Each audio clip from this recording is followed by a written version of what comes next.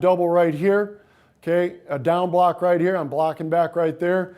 So we're working right there. He's got to have good inside vision. He's got to be on his aiming points and understand what we're trying to do here. So there's the inside footwork. There's the power step right there. There's the inside vision, and there's the inside move right there. And he's got to snap off that tray right there and get back onto this man and try to get up underneath him, cover him up a little bit better. It's not as clean as we'd like it to be. The guard is going to feel that and understand what's going on here. He's not going to just leave the guy right now and let a inside lineman run free. So he's going to try to hold on that guy as long as he can, and then comes off to that linebacker right there. Our original ID linebacker right there, who they were training to, worked themselves all the way back to this man right there. So it's just talking front side, gap side stuff right there. That is how we fit that up to be sound and to reinforce our rules. You never know what's going to get thrown at you. It's a great play as far as being sound. Didn't want to spend too much time reinforcing why we run the play.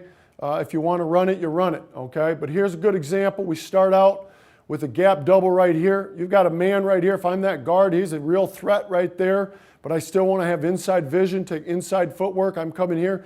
He rocks into my gap. I continue on a good flush course right here towards that backside linebacker. And this is a 5 technique or 4 technique, rocking all the way aside, getting into my gap and taking that movement right there. Again, it's not pretty, it's not great. We'd like to get more of them, okay? But we react properly, we get on the man, and that gives us a chance to take away that gap threat right there, okay? So just being sound, understanding where our guys' eyes should be, proper footwork, pad level, all those good things.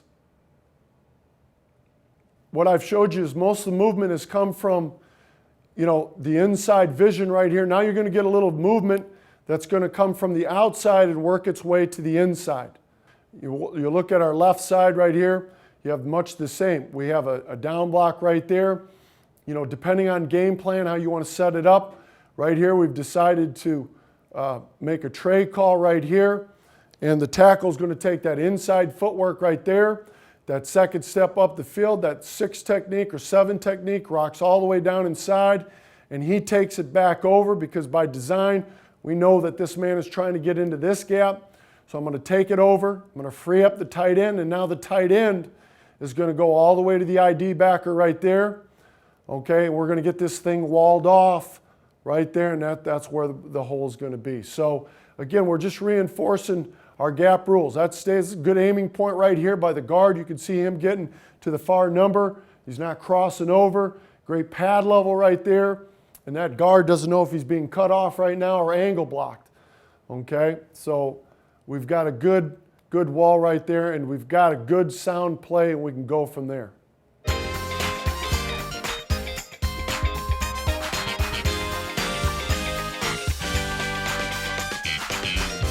Now just talking about pulling and the different fits and looks that we're getting here. Remember, our guard is by design pulling for the middle linebacker. Okay, this is a 6 call right here, and you're going to see that the 6 call turns into a 9. For whatever reason, doesn't really matter. The guard comes across, belly on your step. His eyes should be looking that way, trying to find his point of entry. When that 6 turns to a 9, now he's really looking at this fullback. Where is that fullback fitting up? I've got to find my point of entry and then get to the mic. This is a real nice job by the pulling guard of getting some different calls that may mean some different things. This could have even been a 7 call right there. Okay, and as he comes around, he's reading this block to that block and getting off that and getting back on that mic linebacker. And again, the running back is doing a nice job of going through his progression right there. We've already talked about the gap side, but he is reading through that, and he's able to find and get back on the proper linebacker and finish it and give us a chance to have success. Okay, this one's on the goal line. Again, not to beat it into why we like to run these schemes. They carry over in all facets of the field. Red zone, backed up, open field. But again, you've got your guard here. You get into the goal line formations and things like that. We've identified this man right here as the middle linebacker. We talked about right here would be a 5 call. okay? The linebacker ends up, this linebacker who our fullback is taking on ends up running down inside, and then we're right off that fit, and we want to talk about being, first of all, finding that point of entry, which he does a nice job of. There's the hole right there, and then being on the inside number right there, okay? And we're always going to be, a lot of times, be outnumbered in the goal line. We want our running back to bring his body on that adjuster right there and run through that man and score a touchdown and get us that yard, get us those 2 yards right here. But just talking about pulling, getting around that, finding your point of entry, playing the game full speed. We've got our puller coming around. This is a 9 call, and the 9 stays a 9. We'd like to keep that 9 a 9. The guard is pulling around. There's the Sam, there's the Mike, there's the Will. Okay, the guard does a nice job of getting underneath the man and covering him up, all right, and then maintaining contact and pressing the press so this guy can't separate and get off, all right? So I think he does a good job of finding his point of entry. It's a good job of getting the hands inside. I'd like to see a little bit more leg drive. We'd like to see a little bit more movement. But probably more importantly is that linebacker is being pressed, and he can't come off of that because the guard is still going at him, still supplying pressure.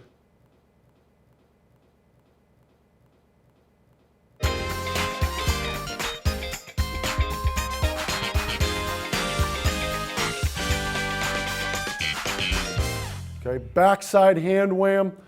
All right, we're really protecting the most dangerous guy there, and then going back from there on that center's backside block or area block right here. We've got a pressure play right here, okay, and he ends up simply staying on the linebacker running through. So just going to the end zone view of that, our backside tackle right here is going to jab inside. He's really going to step, as you can see, he's stepping up the field. He's not stepping flat inside, up the field. Okay, he's going to protect that area. That linebacker comes through. He's got to stay on that man. He's got to stay on that man. If that guy baits us and runs over the top, then I got to get off and I got to get back onto that defensive lineman as fast as I can. But that's a good example right there of having protect the path of that play through a hand wham. This is the last example I have right here.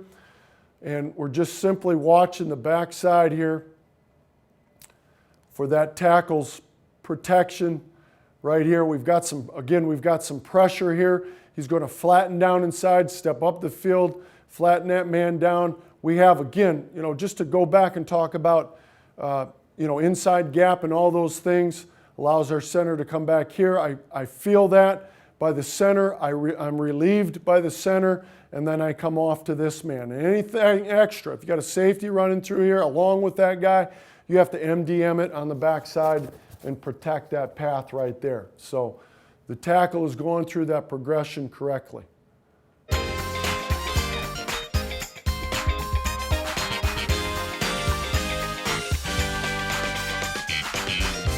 I'm going to talk about our weak side lead, our zone lead weak play, which is a great complement to our power play, which is strong. We are blocking this play with zone landmarks, with zone footwork, with zone fits, double teams. And I'm going to just start right here at the point of attack, our play side tackle right here. And really what we call this is a single block, and he is really one-on-one versus this man until something different presents itself. But we are taking a replacement step with our play side foot. We are powering up the field depending on how wide he is, and we want to be slightly past the midline with our screws, and we want to take this man on this sort of an angle, this sort of an angle, or this sort of an angle like that on our zone block. I want to take that flat zone step. I want to replace it with some depth and width that depending on how wide he is, the wider he is, the more depth I take on that step. But it's a flat step, it's a power step. I want to shoot my hands in there, I want to take those screws, and I want to get them past that midline, and I really ideally want to drive on that angle and get displacement on that block. This is going to be the fullbacks right here, okay?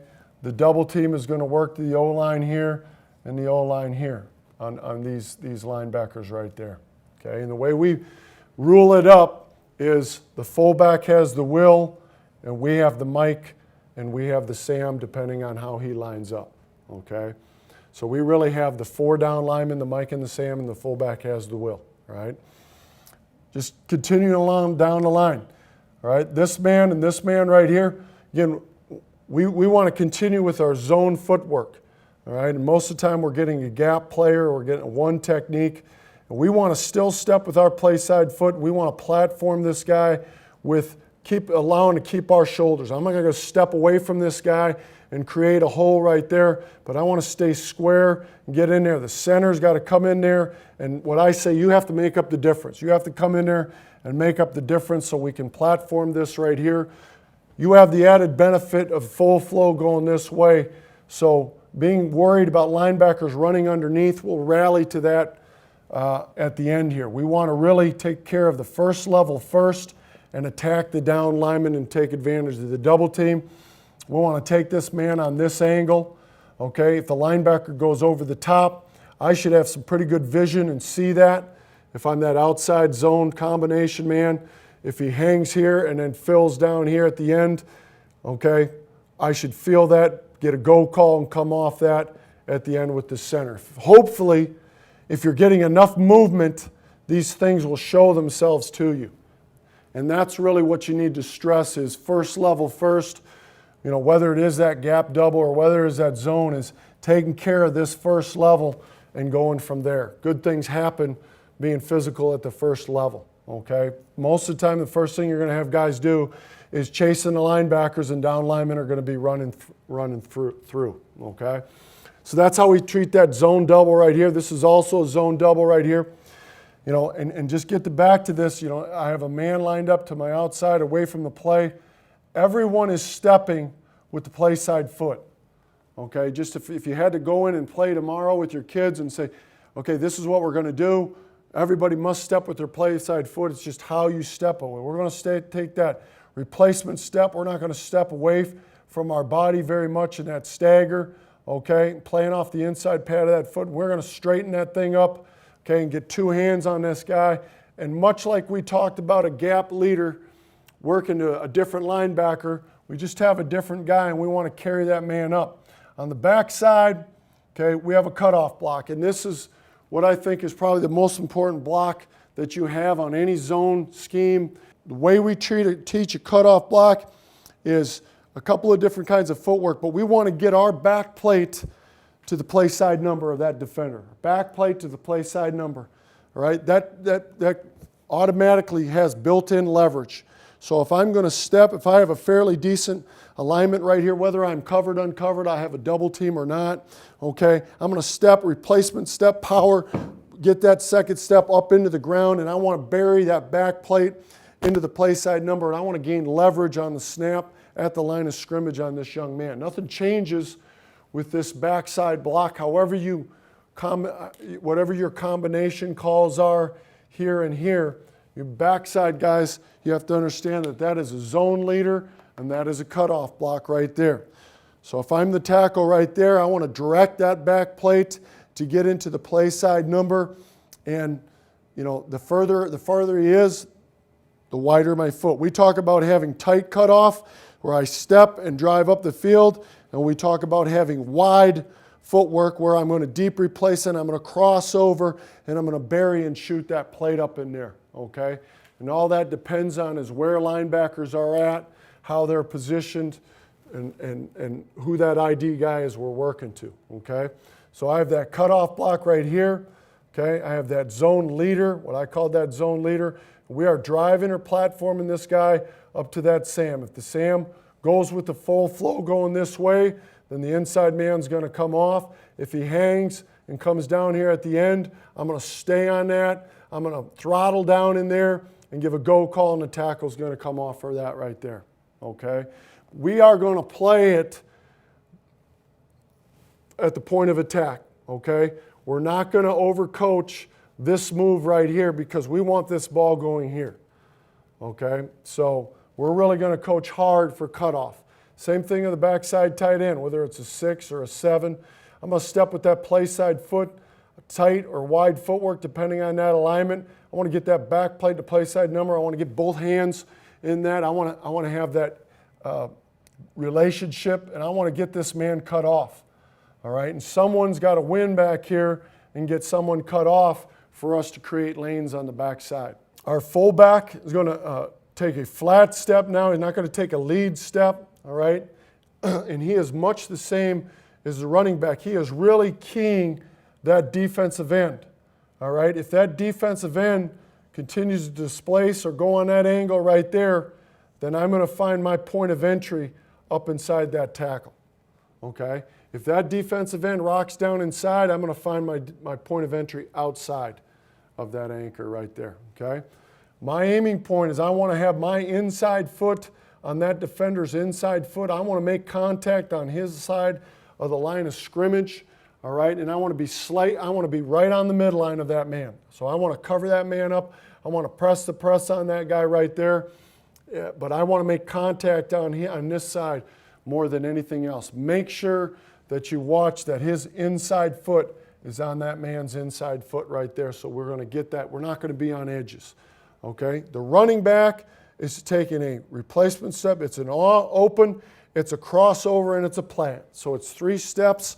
Okay? It's open, it's crossover, it's plant, and open up that inside arm and put your eyes on your key. And the quarterback will open at about 7 o'clock here and put that ball inside and run a naked off of that. Okay? The running back's read is the fullback, right? It is the fullback's fit. Okay? Do they wrong it? Okay? And I'm popping out here with good displacement. Do they rock down inside and he goes out and then I go out? I'm really following this man and I'm following the block of that man right there. Okay? If we pin it in there and we widen this out right here and you have this safety coming down inside here, you know, he is the MDM blocking the same rules as we had in the power. It's a tackle-to-tackle run, so we group those all together and get that man on there. And then it's going to teach this guy to understand the scheme of the block and where the hit could possibly come from and who he's got to make miss. Okay, so that's really what's going on in the backfield. We start to get movement and things like that and how we're going to hit it. Okay, and for the bulk of the time, that play is hitting on this side. Okay, just coming to an underfront right here. Okay, we have the same thing. We have a single block right there.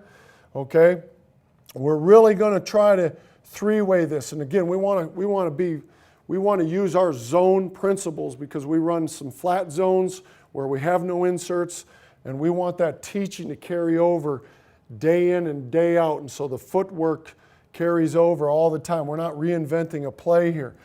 Okay, but I'm going to zone with this man right there.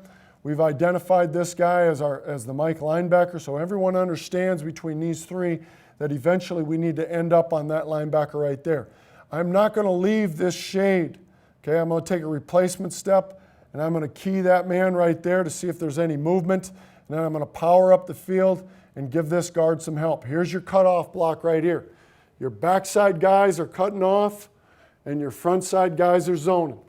All right, I've given you a zone aiming point, and I've given you a cutoff aiming point. So one side zones, one side cuts off. So we're here, coming in here. I may or may not get that help depending on whether or not we get any movement in here or not.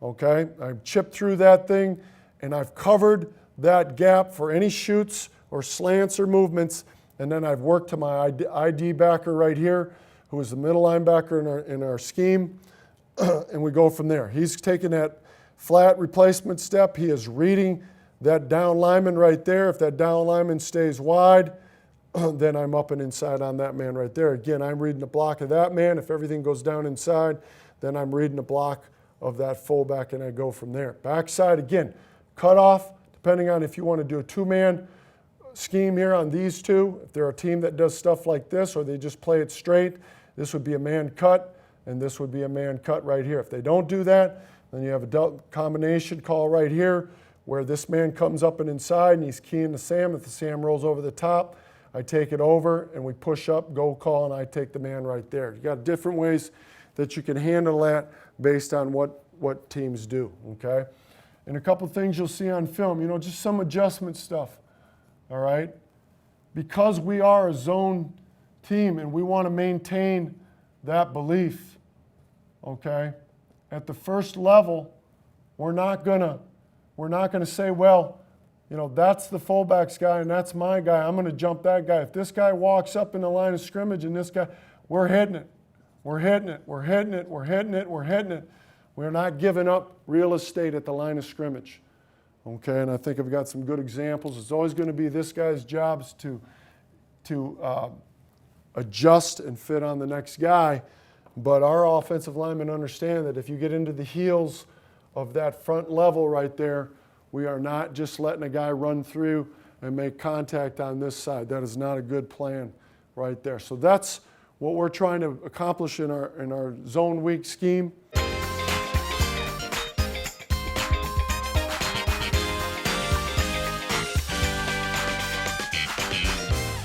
Okay, this is our weak side zone play. And just to rule it up here, the fullback is is taking the will linebacker. The offensive linemen are taking the 4 down, really the 3 down in this picture, and the Mike and the Sam. And we're taking zone principles, zone teaching, and working our way to those specific people. Okay, and we've talked about some different adjustments we have. If guys are going to get within the heels there and go from there, and I think we've got some good examples here of that, so you can be firm up front. But this right here, I think a real good job. You got the right guard here, which is zoning. He's slightly past the midline right there. I'd like to see his hands inside a little bit more, but he's getting good stretch right there. We're getting good displacement right there. We've got our single block right there. And our center is really zoning through this gap in case this guy, walked up at the line of scrimmage, but he knows that's the fullbacks.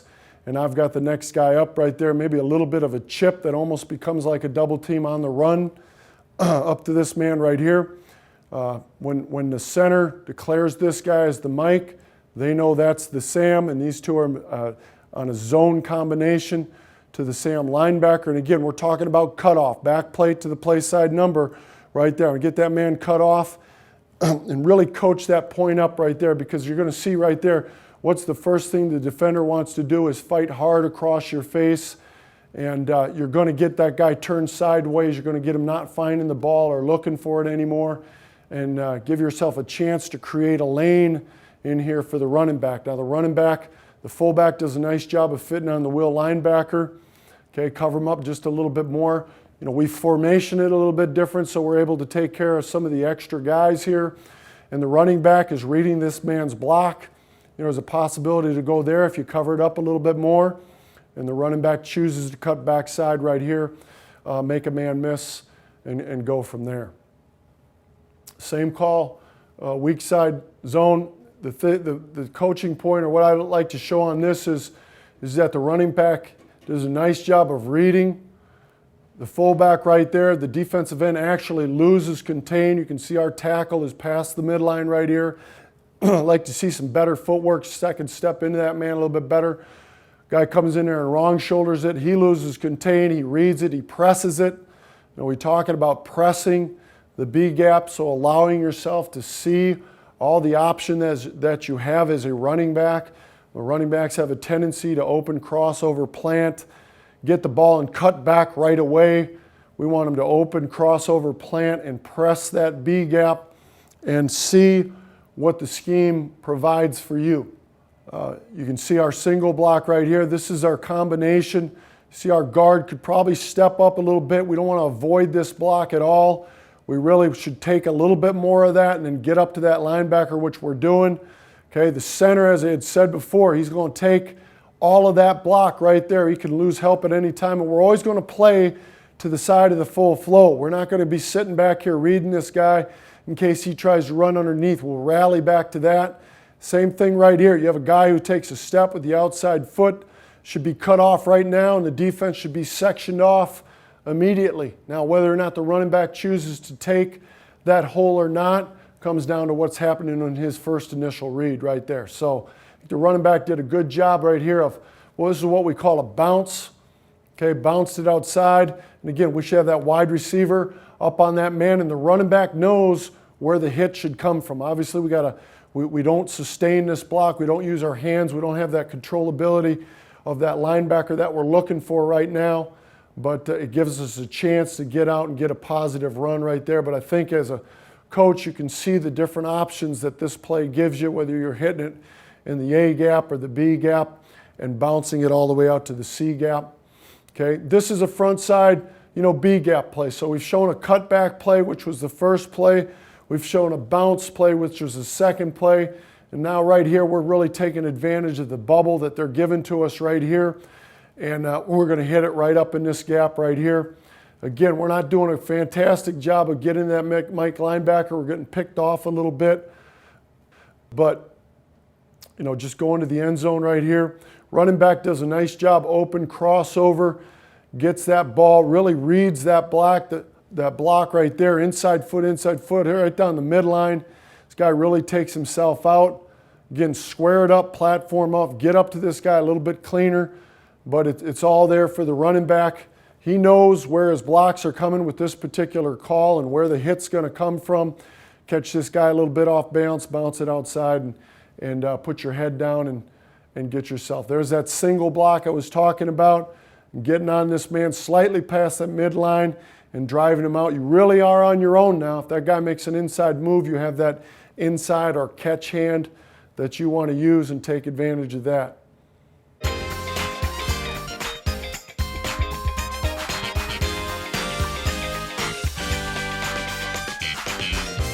I hope that in this video that the gap schemes and the zone schemes that I've shown you will give you a chance to have success out on the field, something that you can really sink your teeth in and buy into. We certainly do at the University of Wisconsin.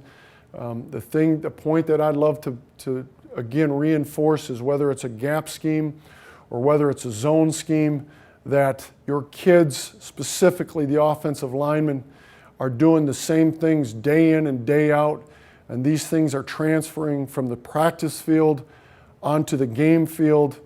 And so you can teach your kids to play at their maximum, their optimum level, their as full speed as they can go, and you can get beyond the assignment and really get into the technique part of it and getting your kids to play full speed football.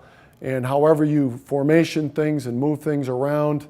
But for the most part, your offensive line are doing things and you don't feel like you're reinventing the wheel every week. I hope that you can take that from this and move on. Thanks.